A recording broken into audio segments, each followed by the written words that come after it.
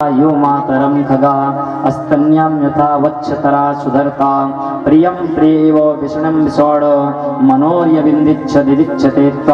चतुर्थ श्लोक में गाया है ममन्तमा श्लोक जनेषु शंखं संसार चक्रे भ्रमिता सुकर्मभि त्वामन्वयात्मो जदारे गृहे स्वशक्ति चिन्तस्य ननाथ भूयात्। 4 श्लोक में वृत्तासुर भगवान का सुंदर वर्णन किया। महाराज राजा परीक्षित को संशय होने लगे, वृत्तासुर असुर हुआ महाराज, फिर क्यों भगवान का गुणानुवाद किया। सुदेव जी कहते हैं महाराज वृत्तासुर असुर तो जरूर था, लेकिन कुछ कारण बस असुर बना। एक बार महाराज चंद्रकेत नामक राजा था वृत्तासुर, जिसको महाराज 1 लाख रानियां थी वृत्तासुर के पास। चंद्रकेतु राजा के पास 1 लाख रानियां थी, जिसको किसी रानी को कोई पुत्र न था। सबसे बड़े रानी को महाराज अंगिरा ऋषि के कारण उनको एक पुत्र हो गया, जो फल खाए उसको एक पुत्र हो गया। उससे सौतिया डाह पूरे घर में मच गया महाराज। अब 1 लाख जिसके पत्नी हो महाराज, अब इतना सौतिया डाह बच गया महाराज कि जो पुत्र पड़ी रानी को हुआ था उसको सभी रानी मिलकर विष पिला दी। उस पुत्र की जीवन लीला समाप्त हो गई। वही संस्कार है महाराज वृत्तासुर आज आकर वृत्तासुर के रूप में बना, जिसे भगवान कल्याण करने के लिए इंद्र को दधीची हड्डी का बनाकर भेजे थे महाराज। उसी वज्र से आज वृत्तासुर का वध होगा। राजा महाराज इंद्र ने वहां लेकर रथ खड़े हुए बीच में, और जैसे ही देखा वृत्तासुर 4 श्लोकों में गायन किया। अब जैसे ही ललकारा महाराज वृत्तासुर आओ इंद्र युद्ध करो। अब महाराज जैसे हाथी ऐरावत हाथी के साथ आगे बढ़े इंद्र, वैसे मुष्टिका प्रहार किया हाथी के ऊपर। इंद्र की ऐरावत हाथी मूर्छित होकर गिर गई नीचे। अब गिर गई महाराज, इंद्र का वज्र नीचे छूट गया। अब इंद्र बड़े शर्मिंदे हुए कि अरे इतने बड़े महान पुरुष का अगर कोई हथियार नीचे गिर जाए, और वो भी इंद्र देवताओं का राजा होता है महाराज, और अगर राजाओं का शास्त्र हाथ से छूट जाए तो राजा कहलाने योग्य नहीं है। जैसे कहते हैं कि बात से टूटा मर्द और डाल से छोटा बंदर किसी काम का नहीं होता, उसी प्रकार किसी राजा के हाथ से अगर तलवार छूट जाए, धनुष छूट जाए, गदा छूट जाए तो राजा कहलाने योग्य नहीं होता। आज इंद्र की वो धनुष छूट गई जो दधीची मुनि की हड्डियों से बनी हुई थी महाराज। अब इंद्र बड़ा लज्जित हुआ। वृत्तासुर कहता है इंद्र तुम्हें मैं ऐसे नहीं मारूंगा जब तक तुम शस्त्र नहीं लोगे। इंद्र पुनः शस्त्र उठाए और जैसे ही मारना चाहा इंद्र दधीची महाराज की हड्डियों का जो वज्र धनुष बनी थी, तीर बनी थी, उससे से मारे दोनों हाथ कट गया। अब महाराज वृत्तासुर और असुरी वृत्ति दिखाना प्रारंभ किया। ऐसा लग रहा था कि बहुत प्रबल राक्षस है, और वृत्तासुर सच में वैसा ही था। इतना बड़ा काय शरीर का था कि पृथ्वी से आकाश में छू रहा था महाराज। अब जैसे दोबारा महाराज इंद्र मारना चाहे तो ऐसे वृत्तासुर दौड़कर आया और इंद्र को अपने मुख में भर लिया। जाकर उधर में 1 वर्ष पड़े रहे महाराज इंद्र।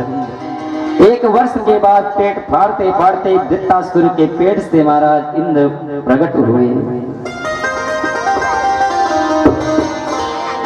1 साल बाद वृत्तासुर के पेट से महाराज इंद्र उत्पत्ति हुई। इंद्र की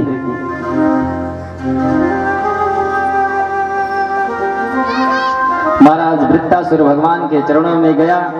भगवान अपने चरणों में, वृत्तासुर की मृत्यु हुई, भगवान अपने चरणों में उसे जगा दिया, क्योंकि ये चंद्रकेतु राजा था, किसी कारणवश वो राक्षस बन गया था महाराज। आगे कथा आती है महाराज 7वें स्कंद की, पुति बतलाई गई है महाराज 7वें स्कंद में। पुति में महाराज राजा भक्त महाराज प्रहलाद जी के चरित्र आता है। प्रहलाद जी ऐसे भक्त बने महाराज जिसकी पीढ़ी दर पीढ़ी राक्षसों के तुलना में थी, लेकिन आज प्रहलाद जी महाराज उनके बीच में भक्त बन गए। जिस प्रकार महाराज विभीषण जी लंका में रहते थे राक्षसों के बीच में, लेकिन विभीषण जी भक्त हुए, भगवान अपने शरण में लिए। उसी प्रकार आज प्रहलाद जी राक्षसों के बीच में रह रहे हैं और भगवान की भक्ति कर रहे हैं। बताओ, कोई माँ बाप अगर असुर वृत्ति है तो नारायण का नाम लेना चाहेगा क्या? अपने पुत्र को भी नहीं लेने देगा। महाराज वही जय विजय जो थे, जिनको श्राप सनत सनंदन सनातन सनत कुमारों ने दिया था, वही दोनों भाइयों ने जय और विजय आकर यहाँ हिरणाक्ष और हिरण्याकश्यप बने थे। अब हिरणाक्ष तो पहले मार उठा था, उसके कारण उसको नारायण से बड़ा घृणा हो गई थी कि ये नारायण, अब तुम्हें जब तक मैं नहीं मार देता तब तक मेरी आत्मा को शांति नहीं होती। अब बताओ, भगवान को असुरों ने ललकार रहा है। जो भगवान वरदान देने वाला है उसी प्रभु को आज असुर ने ललकार रहा है। अरे ब्रह्मा विष्णु महेश में क्या फर्क देखते हैं आप? ब्रह्मा के वरदान के कारण आज हिरण्याकश्यप इतना प्रबल बना, आज भगवान को ही ललकार रहा है कि हे नारायण, तुम्हें जब तक मैं मार नहीं दूंगा तब तक इस आत्मा को संतुष्टि नहीं मिलेगी, तब तक इस आत्मा को शांति नहीं मिलेगी।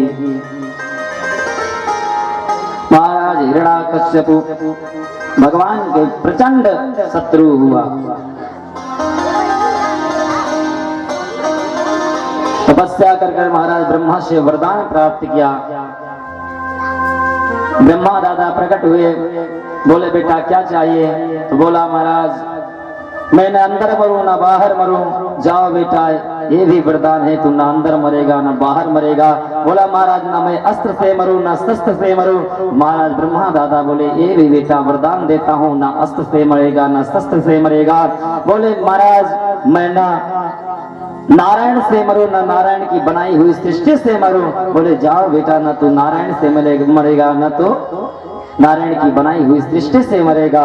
महाराज वहां वरदान पाया, अब हाहाकार मचाना प्रारंभ कर दिया। हाहाकार मचाना प्रारंभ कर दिया। जहां जाता कहता हिरण्याकश्यप का पूजन करो, हिरण्याकश्यप का आहुति करो, क्योंकि अब हम हिरण्याकश्यप अब ब्रह्मा से वरदान पाकर इस प्रबल गद्दी को संभाला है। इसीलिए महाराज हिरण्याकश्यप खूब अत्याचार करने लगा। कोई उसके साम्राज्य में भगवान नारायण का नाम ले लेता, उछल कर इधर उधर कूद कर खड़ा होता, कहता तू नारायण का नाम ले ले, यहाँ उसका तुरंत बलि कर देता। महाराज वही कुछ समय बीता, अब नारायण नहीं आ रहे थे, तो मारे तो किसको मारे? हिरण्याकश्यप। कयादु से बोला देवी, हिरण्याकश्यप की पत्नी कयादु है। कयादु से बोला देवी मैं आज तपस्या करने जाने वाला हूँ, अगर आपका आदेश हो मैं तपस्या करने के लिए चला जाऊं। कयादु बोली जाइए प्रभु, तपस्या करके आ जाइए। लेकिन बोला मैं 10,000 वर्ष के बाद तपस्या कर पुनः अपने महलों में वापस आऊंगा। प्रेम से बोलो और तेज बोलो। महाराज हिरण्याकश्यप निकल पड़ा, जाकर जैसे ही हिमालय की चोटियों पर पहुंचा, एक पैर ऊपर एक पैर पर खड़ा हुआ, दोनों हाथ ऊपर करके ब्रह्मा दादा का स्मरण करने लगा, तपस्या करने लगा। तब तक एक सुख पक्षी एक आकर डाली पर बैठी और धीरे धीरे जप रही है। अब पक्षी महाराज जैसे जिसको सिखाओगे वैसे, वो किसी का सिखा हुआ तोता था, आकर डाली पर बैठ गया। हिरण्याकश्यप जहां तपस्या कर रहा था, अब धीरे धीरे बोलना प्रारंभ किया। जैसे तपस्या एक दिन बीती, वैसे श्रीमन नारायण नारायण नारायण। अब नारायण का नाम सुनता महाराज हिरण्याकश्यप उस पक्षी को मार कर उड़ाता, फिर वो पुनः आकर जैसे ही तपस्या में जुटता, वैसे पुनः वो पंछी आकर उसी डाल पर बैठ जाती और फिर यही नाम स्मरण करती, श्रीमन नारायण नारायण नारायण नारायण।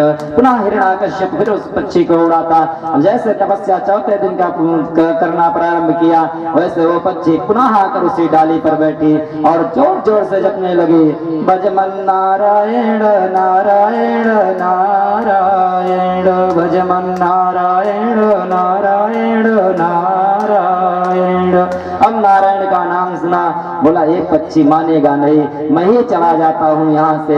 वहां से हिरण्याकश्यप पुनः वापस आया महलों में। कयाधु पूछते हैं, महाराज क्या तपस्या आपकी पूर्ण हो गई? आप तो बोले थे 10,000 वर्ष के बाद पुनः महलों में आऊंगा, आप तो इतनी जल्दी आ गए, क्या कारण हुआ जो इतनी जल्दी आ गए? कहीं नारायण तो नहीं आपको मिला? तो हिरण्याकश्यप कहता है,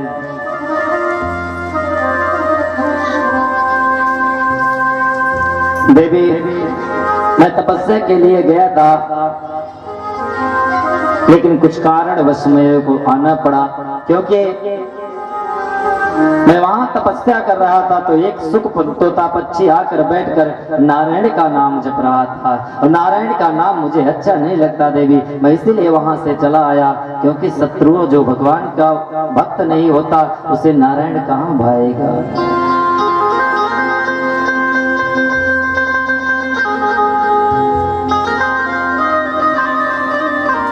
महाराज एक बनारस में बड़े विद्वान ब्राह्मण रहते थे, इतने विद्वान ब्राह्मण थे पर उनके कोई पुत्र ना था। महाराज कोई पुत्र ना था। एक दिन भगवान भोलेनाथ प्रसन्न हो गए उनकी भक्ति से, उनकी शक्ति से देखकर, और बोले ब्राह्मण देवता तुम्हें क्या चाहिए? बोले महाराज मेरे पास कोई पुत्र नहीं है, एक पुत्र की लालसा है, पुत्र मुझे दे दीजिए।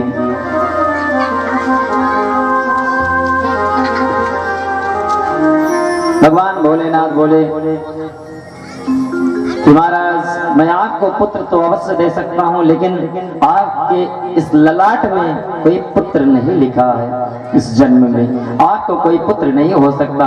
महाराज ब्राह्मण देवता के कहने पर बोले ठीक है मैं आपको पुत्र दूंगा, लेकिन आपका पुत्र बहुत ज्यादा जिएगा तो पैदा होने के बाद 5 वर्ष तक जीवित रहेगा, पुनः उसको भगवान के परम धाम जाना ही पड़ेगा। महाराज कुछ समय बीता, ब्राह्मण देवता का एक सुंदर पुत्र हुआ। अब जैसे 4 वर्ष 5 वर्ष बीतना एक दिन बचा था, वैसे संत महात्मा के पास ब्राह्मण देवता गए और अपने पुत्र को समर्पित कर दिए। महाराज आते समझिए कि एक पुत्र आज इसकी कल इसकी मृत्यु है, अगर आपकी इच्छा हो तो आप इसे ग्रहण करें या नहीं तो इसको जाने दें। महाराज संत महात्मा के पास लेकर गए ब्राह्मण देवता, और वहां संत महात्मा पाए तो उसे नारायण के पास ले गए कि अरे अब तो ब्राह्मण देवता अपने पुत्र को हमारे पास छोड़ दिए, अगर हमारे पास अगर ये पुत्र समाप्त हो जाता है तो महाराज ब्राह्मण देवता बड़े रुष्ट होंगे और मुझे ब्रह्म हत्या भी लगेगी। तो भगवान भोलेनाथ के पास उस बच्चे को ले जाया गया। भगवान भोलेनाथ देखे तो वही पुत्र जिन्हें 5 वर्ष के लिए भी इस धराधाम पर भेजा था। अब कुछ समय बीता, महाराज जितने ब्राह्मण थे सब आशीर्वाद देते देते महाराज उसका 1000 वर्ष। अब जिस ब्राह्मण के पास पहुंचता इतना संस्कारित बच्चा था, जहां पहुंचता वहीं प्रणाम करता, उसी ब्राह्मण को प्रणाम करता। अब जो ब्राह्मण देखता, जो संत देखता, चिरंजीवी भव चिरंजीवी भव। अगर 100 ब्राह्मण को आशीर्वाद ग्रहण कर लिया तो 100 वर्ष तक जीवित, इसी प्रकार 10,000 वर्ष तक जीवित रहा। महाराज जाकर भगवान संत महात्मा लेकर गए भगवान भोलेनाथ के पास। भोलेनाथ वहां देखे तो महाराज तो बच्चा वही था जो ब्राह्मण देवता बनारस में रहते थे उनको दिए थे। भगवान भोलेनाथ देखे तो भगवान भोलेनाथ जैसे ही भोलेनाथ को प्रणाम किया, भोलेनाथ बोले चिरंजीवी भो। अब भगवान भोलेनाथ ही 5 वर्ष के लिए भेजे थे, लेकिन भगवान भोलेनाथ बोल रहे हैं चिरंजीवी भव। तो अब जब भगवान ही चिरंजीवी किसी को बोल रहे हैं, उसकी मृत्यु कहाँ हो सकती है महाराज। इसलिए कहते हैं कि जगत में कोई न परमानेंट, जगत में कोई न परमानेंट।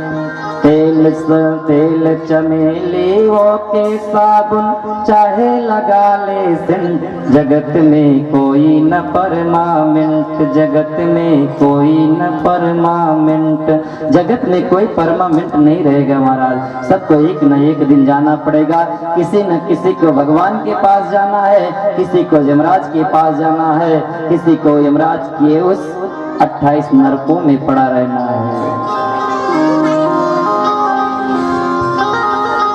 आया महाराज वहां से कया तो पूछी महाराज तो क्या हुआ, तपस्या नहीं हुई? बोले नहीं, एक पंछी आया, वो क्या बोल रहा था? तो महाराज अब जब अपना प्रारंभ किया हिरण्याकश्यप कहता है देवी श्रीमन्नारायण नारायण नारायण, श्रीमन्नारायण नारायण नारायण, श्रीमन्नारायण नारायण नारायण, भजमन्नारायण नारायण नारायण, भजमन्नारायण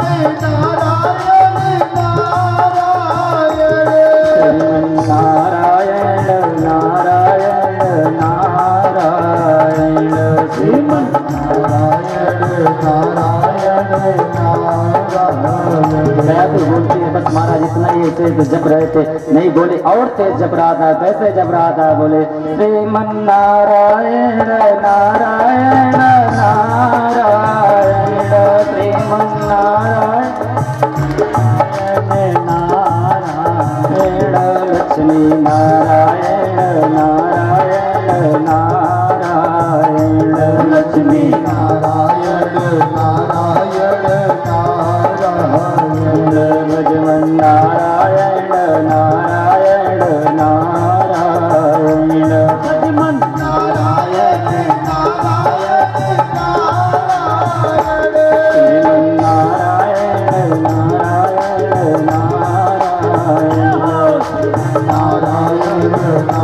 नारायण नारायण, श्रीमन्नारायण नारायण नारायण, नारायण नारायण नारायण, श्रीमन्नारायण नारायण नारायण, प्रहलाद के जैसा नारायण नारायण, नारायण नारायण, श्रीमन्नारायण नारायण नारायण,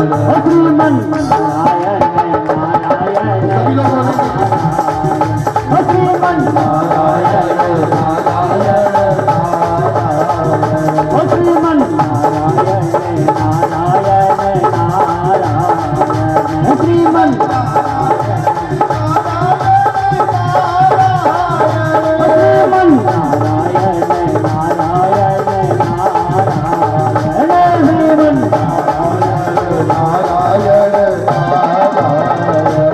नारायण, भगवान के प्रेम से बोलो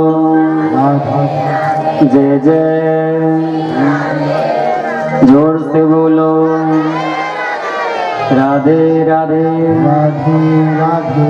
वारे मेरी मैया बड़ो मीठो बोलो, बड़ो अच्छा लगता।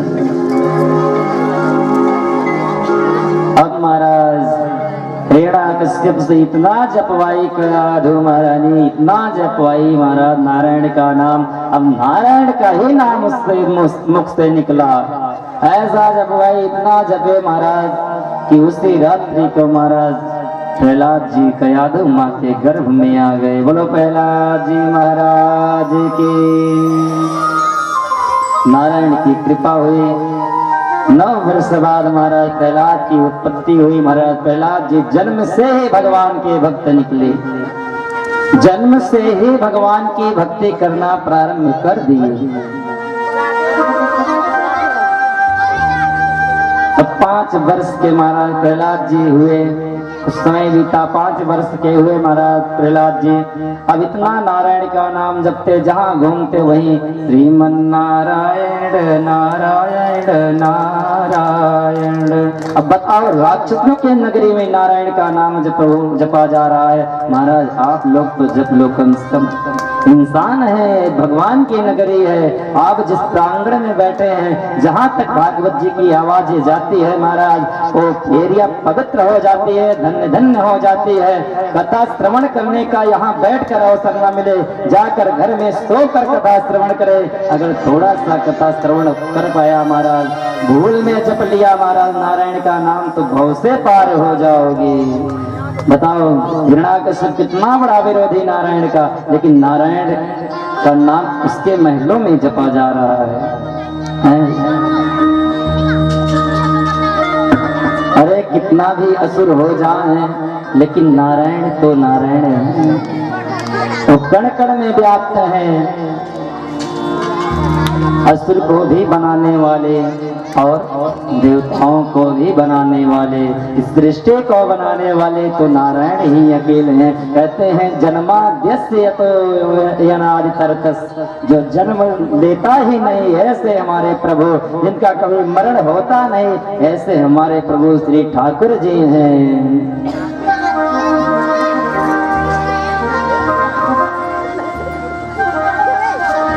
अब महाराज कुछ समय बीता, 5 वर्ष के बाद पढ़ने के लिए भेजे गुरु शुक्राचार्य जी की आश्रम में। अब गुरु शुक्राचार्य जी अब वही विद्या सिखाते महाराज जो दैत्यों के पुत्रों को सिखाते।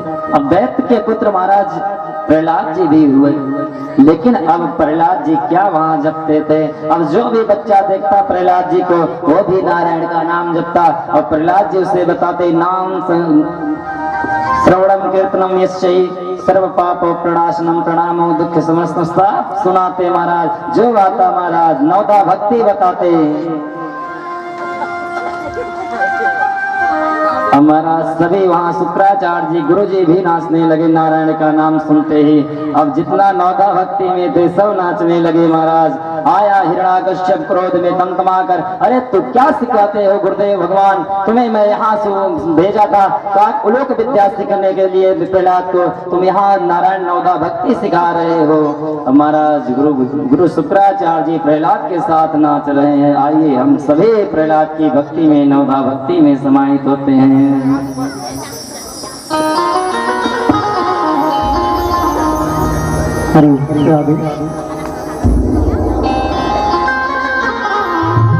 ओ लागी लगन मत तोड़ना,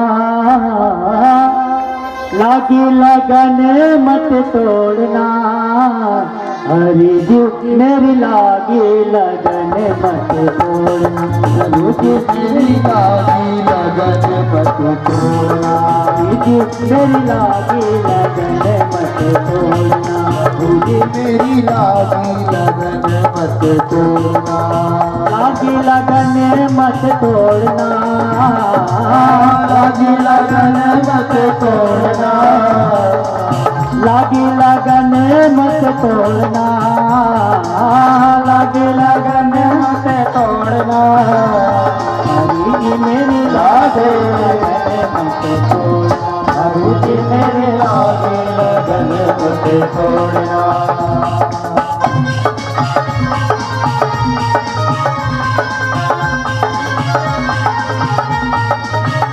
जय हो भारत सरकार की।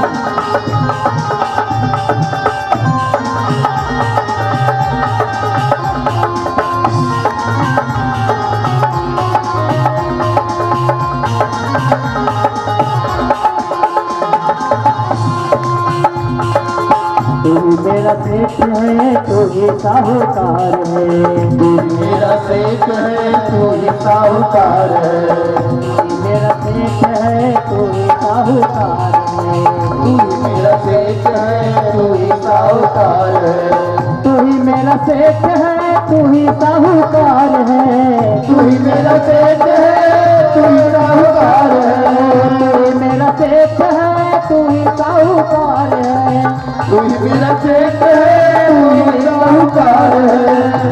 ब्याज पे ब्याज मत जोड़ना, ब्याज पे ब्याज मत जोड़ना, ब्याज पे ब्याज मत जोड़ना, ब्याज पे ब्याज मत जोड़ना। मेरी लागे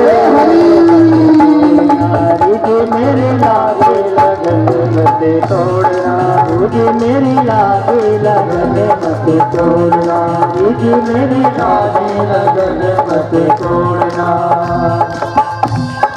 जय हो मेरी मैया की।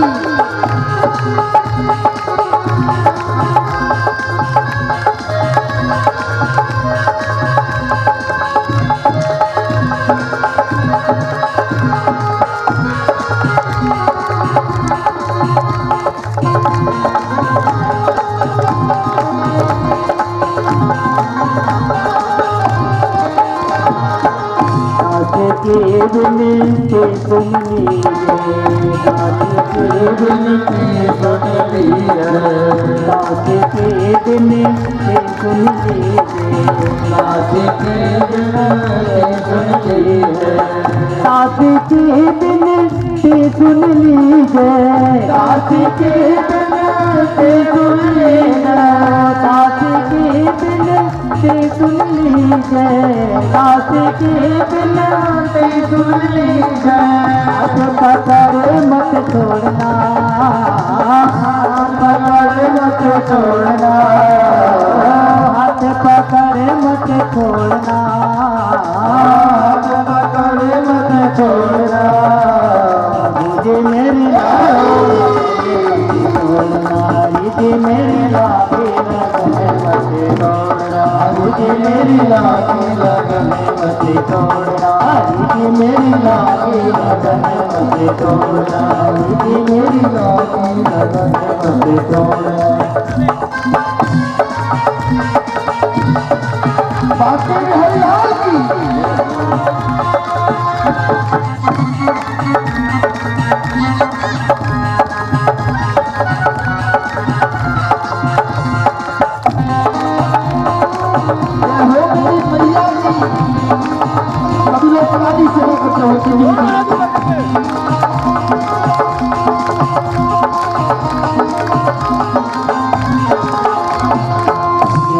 बताई है मैंने तेरे नाम की, बताई है मैंने तेरे नाम की, बताई है मैंने तेरे नाम भक्ति बताई है मैंने तेरे नाम की, गृहस्थी बताई है मैंने तेरे नाम की, भक्ति बताई है मैंने तेरे नाम की, गृहस्थी बताई है मैंने तेरे नाम की, भक्ति बताई है मैंने तेरे नाम की।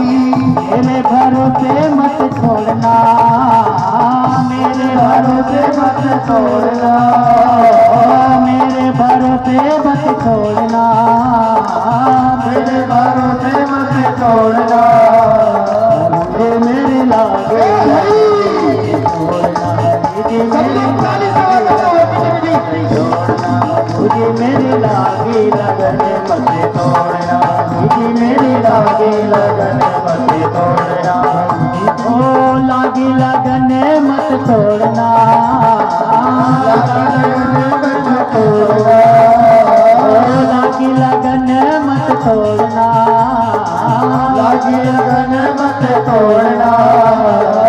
जो मेरी लागे तोड़ना, मुझे मेरी लागे लगन मत तोड़ना, हरी मेरी लागे लगन मत तोड़ना, मुझे मेरी लागे लगन मत तोड़ना, हरी मेरी लागे लगन मत तोड़ना, मुझे मेरी लागे लगन मत तोड़ना, मुझे मेरी लागे लगन मत तोड़ना, हरी मेरी लागे लगन मत तोड़ना।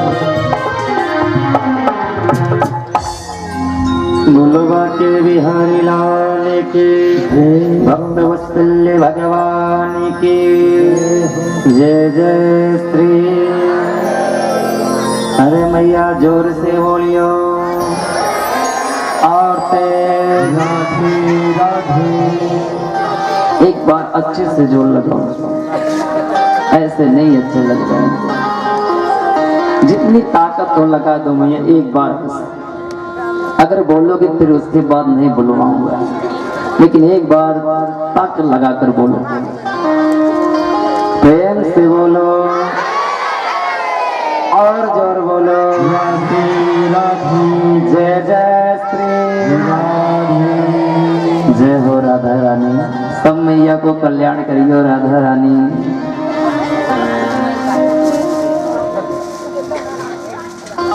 महाराज गुरुदेव शुक्राचार्य जी की आश्रम में पढ़ने गए महाराज। वहां सभी दैत्य पुत्रों को नवधा भक्ति बतला रहे हैं। श्रवणम कीर्तनम विष्णु स्मरणम पाद सेवनम अर्चनम बंदनम दास्य साक्षी आत्मनिवेदनम, ये नवधा भक्ति बतला रहे हैं कि अरे दैत्य पुत्रों, अगर भगवान श्रवण करो, कीर्तनम कीर्तन करो, विष्णु भगवान विष्णु का याद करो, स्मरणम पाद सेवनम स्मरण करो भगवान का। 9 प्रकार की भक्ति होती है महाराज, इसमें से किसी एक भक्ति को चुन लेना बस। 9 प्रकार की भक्ति होती है, 9 निधि होती हैं, अष्ट सिद्धि 9 निधि के दाता। महाराज जो भक्ति 9 प्रकार की है, उन्हीं के एक उपलक्ष्य में 9 निधि तैयार हुई हैं। जो हनुमान जी को 8 प्रकार की सिद्धियां प्राप्त हुई, उन्हीं सिद्धियों के कारण महाराज सीता जी बोले, जाओ हनुमत लाल, तुम्हें अष्ट सिद्धि 9 निधि के दाता आज से कहा जाएगा।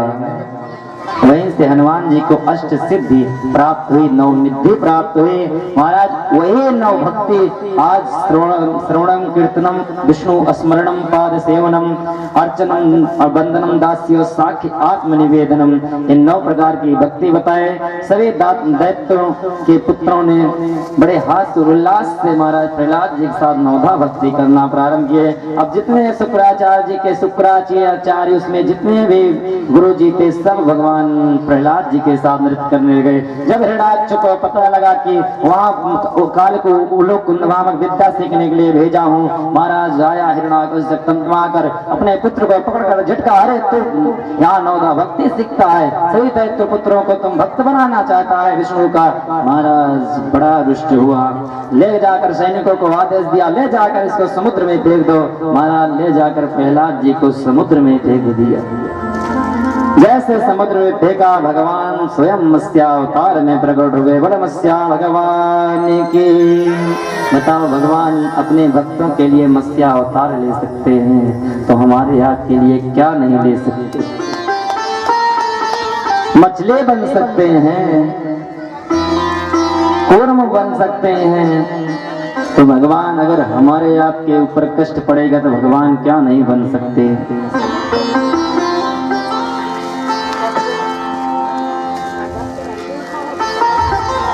अरे भाव से भजो तो भाव से बेड़ा पार, लेकिन भाव ही नहीं है तो क्या सार है तुम्हारे लिए। महाराज मत्स्यावतार भगवान लिए, प्रहलाद जी वहां बचे। जब पता लगा कि प्रहलाद जी बच गए, महाराज हिरण्याकश्यप वहां से सैनिक भेजा, लेकर आए प्रहलाद जी को। ले जाकर महाराज जहां हाथी रहती हैं, कारागार में डलवा दिया कि हाथियों से कुचलवा डालो। अब वहां न तो भोजन देता हिरण्याकश्यप, न खाने पीने को कुछ नहीं देता। मां लक्ष्मी स्वयं भोजन थाली में सजाकर दिव्य भोजन लाकर प्रहलाद जी को खिलाती। बोलो लक्ष्मी मैया की। अरे सोचना चाहिए महाराज, इन्ना दांत था वाको दिया दूध माँ को, खबर है खुदा को सबर ओ भरेगा। मुरादम कहे वो मुकद्दर के अंदर, जिन्हें टाक मारा न टारा टरेगा। अरे जब दांत नहीं दिए तो माँ के स्तन में इतना प्यारा दूध दिए, अब दांत दिए। प्रहलाद जी इसी पर भरोसा करते थे कि हे महाराज हिरण्याकश्यप, तुम मुझे नहीं मार सकता, हे पिताजी तुम मुझे नहीं मार सकता, लेकिन मैं नारायण की भजन नहीं छोड़ूंगा और तुम आसुरी वृत्ति नहीं छोड़ोगे। जीवन जीवन पर्यंत तुम्हारा ही परास्त होगा, क्योंकि धर्म के आगे अधर्म नहीं टिक सकता। इसीलिए महाराज नवदा भक्ति के कारण आज भगवान स्वयं प्रकट होना पड़ा। वहां भी लक्ष्मी मैया आई, भोजन करे। 18 दिन लगातार महाराज हाथियों के कोठे में बंद रहे महाराज प्रहलाद जी। जब पता लगा प्रहलाद को कोई हाथी नहीं मार रही है, और जितनी हाथियां थी अपने सूंडों से सहला रही थी प्रहलाद जी को, क्योंकि भक्त के लिए भगवान कुछ भी बन सकते हैं।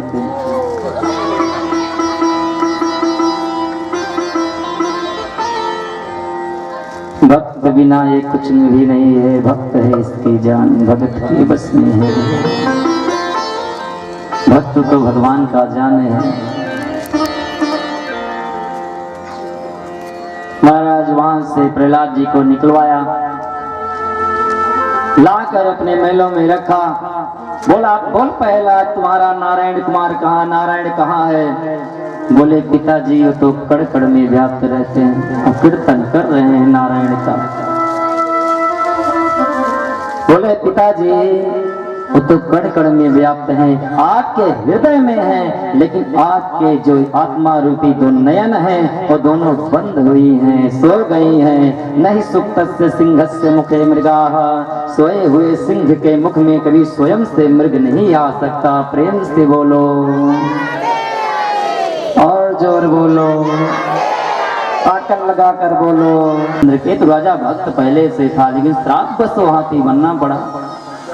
उसी प्रकार हमारे आपके जीवन में है, हम धन के मोह में, धन की मद में किसी ब्राह्मण को, किसी अतिथि को देखने के बाद खड़े नहीं होते, जाने लगता है उसको विदा करने नहीं जाते, उसके अपने मद में अहंकार में चूर रहते हैं। इसी कारण वो अतिथि अगर आपको श्राप दे दे तो अगले जन्म में कुछ ना कुछ तो बनना ही पड़ेगा।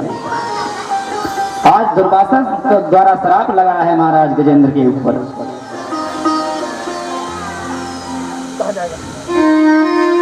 महाराज ग्राह पैर पकड़ा, 10-10 हजार पत्नियां जो थी पकड़कर सूंड मिलाकर खींच रही थी, फिर गजेंद्र ना निकला। जैसे खींचती थी वैसे और अंदर खींच ले जाता ग्राह।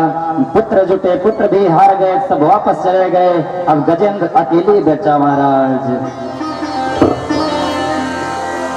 बताओ, जीवन में हमारे आपके अगर जिस समय काल से ग्रसित होंगे उस समय न कोई पुत्र होगा और न कोई पुत्री होगी, न तो पत्नी होगी।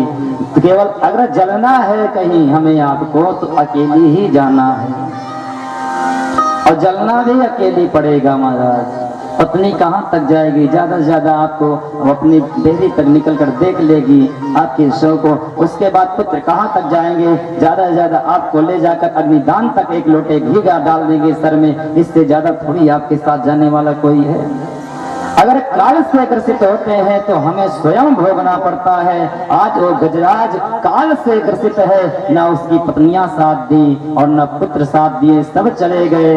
महाराज अब धीरे धीरे गजराज डूबने लगा। सूंड ऊपर की ओर करके भगवान किसी का स्मरण नहीं किया। महाराज कहता है प्रभु, बस केवल प्रभु कर कर प्रभु को पुकारा, लेकिन भगवान स्वयं प्रकट हो गए। आकर गजराज की रक्षा किए, ग्राहक का उद्धार किए, गजराज की रक्षा हुई। आई हम सब भक्तजनों के माध्यम से भगवान का दर्शन करते हुए आगे बढ़ते हैं कथा में।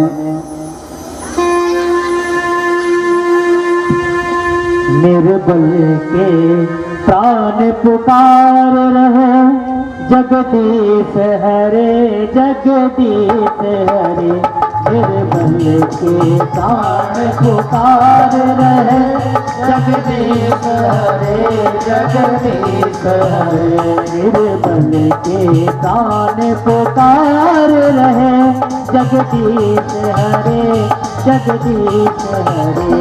निर्बल के प्राण पुकार रहे, जगदीश हरे जगदीश हरे। जगदीश हरे जगदीश हरे जगदीश हरे जगदीश हरे। जगदीश हरे जगदीश हरे जगदीश हरे सासों में स्वर झनकार रहे जगदीश हरे जगदीश हरे सासों में स्वर झनकार रहे जगदीश हरे जगदीश हरे निर्बल के कान पुकार रहे जगदीश हरे जगदीश हरे मेरा कोई न सहारा बिन तेरे मेरा कोई न सहारा बिन तेरे नंदलाल सवरिया मेरे मेरा कोई न सहारा बिन तेरे नंदलाल सवरिया मेरे मेरा कोई न सहारा बिन तेरे नंदलाल सवरिया मेरा कोई न सहारा बिन तेरे नंदलाल सवरिया मेरे नंदलाल सवरिया मेरे गोपाल सवरिया मेरे गोपाल सवरिया मेरे ओ मेरा कोई ना ओ मेरा कोई ना सहारा बिन तेरे नंदलाल सवरिया मेरे मेरा कोई ना सहारा बिन तेरे नंदलाल सवरिया मेरे ओ मेरे बन के कान पुकार रहे जगदीश हरे जगदीश हरे निर्बल के कान पुकार रहे जगदीश हरे जगदीश हरे निर्बल के कान पुकार रहे जगदीश हरे जगदीश हरे निर्बल के कान पुकार रहे जगदीश जगदीश हरे जगदीश हरे जगदीश हरे जगदीश हरे स्वास्थों में स्वर झनकार रहे स्वर झनकार रहे जगदीश हरे जगदीश झनकार रहे जगदीश हरे जगदीश हरे निर्बल के कान पुकार रहे जगदीश हरे जगदीश हरे निर्बल के कान पुकार रहे जगदीश हरे जगदीश हरे जगदीश हरे जगदीश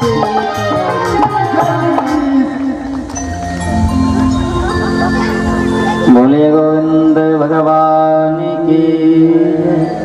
गुजरात कहता है प्रभु हे गोविंद राख शरण अब तो जीवन है। आगे कथा आती है महाराज दुर्वासा जी इंद्र को श्राप दिए। एक बार महाराज दुर्वासा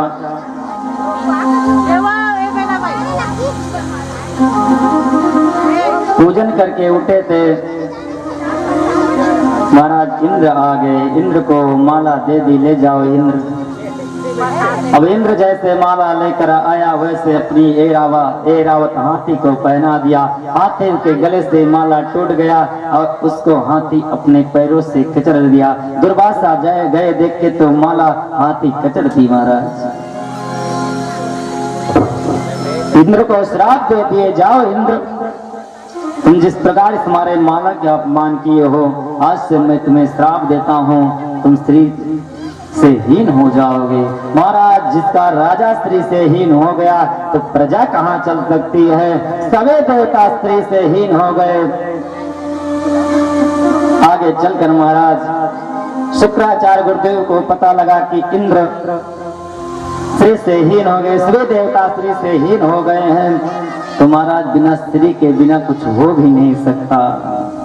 घर में श्रीमती और पॉकेट में श्री देवी।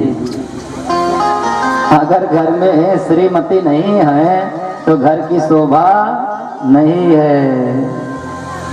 कितना भी हम आप बना खा लें लेकिन वो शोभा नहीं है जब तक श्रीमती नहीं है। श्रीमती का घर में होना आवश्यक है क्योंकि लक्ष्मी है घर की, और पॉकेट में श्री देवी का होना आवश्यक है। अब देवता भी श्री से हीन हो गए दुर्वासा के श्राप से। प्रेम से बोलो। अब लास्ट हो रहा है मैया, और तेज बोल दो, जोर लगाकर बोल दो। जय जय जय हो मैया, जय जय हो मैया। आप सब क्यों? अरे मैया तो मलोक से लगे तेरे लाला तो बड़ो प्यारो छो लागे, काहे को चिंता करता है।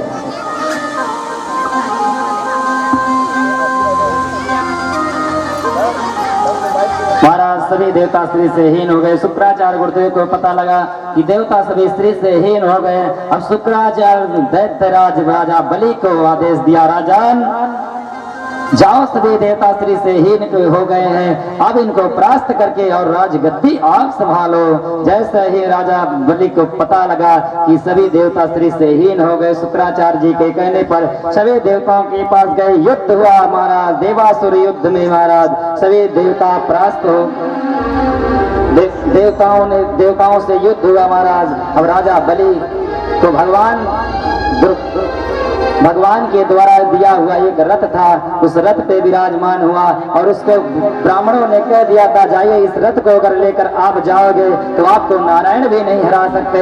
अब उस रथ को पाया, इंद्र सभी दैत्यों को बैठाया और ले जाकर महाराज इंद्र के गद्दी के पास पहुंचा। सभी देवताओं से युद्ध हुआ। युद्ध में सभी देवता परास्त होने लगे तो महाराज ब्रह्मा दादा के पास पहुंचे सभी देवताओं से ब्रह्मा बोले कि आप भाग जाओ, इसी में अच्छाई है, क्योंकि ब्राह्मण द्वारा दिया हुआ रथ है। इस रथ पे जब तक बलि रहेगा तब तक आपका विजय नहीं हो सकता। जब इस रथ से उतर जाएगा राजा बलि तो आपका विजय होगा। महाराज जैसे ही सब देवता भाग कर तंद्राओं में छिपने लगे। अब माता आदिति को बड़ा कष्ट हुआ कि हमारे पुत्र आदिति से देवताओं की उत्पत्ति हुई थी। अब आदिति को बड़ा कष्ट हुआ कि हमारे पुत्र भाग भाग कर इधर उधर कब तक जीवन व्यतीत करेंगे। महाराज कश्यप बोले, देवी अगर अपने पुत्रों को बचाना है, अब राक्षसों ने राजगद्दी इंद्र के संभाल लिए, बोले अगर देवी राक्षसों से इंद्र की गद्दी बचानी है तो आप एक काम करो, पयोव्रत रहो और भगवान नारायण को दुग्ध धारा अभिषेक करके और भगवान का पूजन करो। उसी के प्रभाव से आपको जो पुत्र होगा वही राजा बलि को हरा सकता है।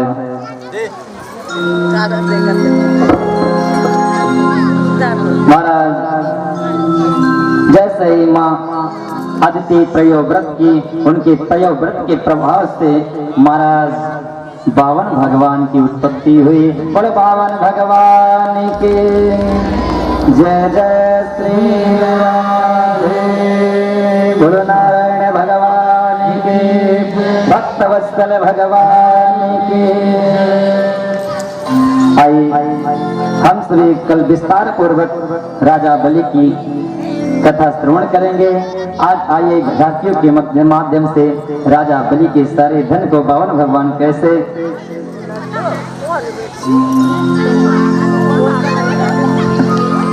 कल विस्तार पूर्वक आप सभी को राजा बलि की प्रसंग श्रवण कराई जाएगी। आज मैं अपनी वाणी को यहीं पर विराम देता हूँ। आइए हम सभी भजनों के माध्यम से दिव्य राजा बलि की झांकी का दर्शन करें।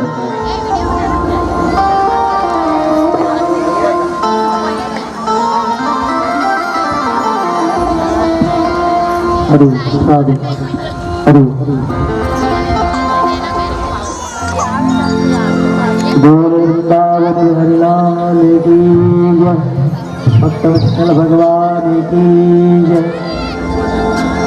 हो मुझे ज्यादा न तड़पाना,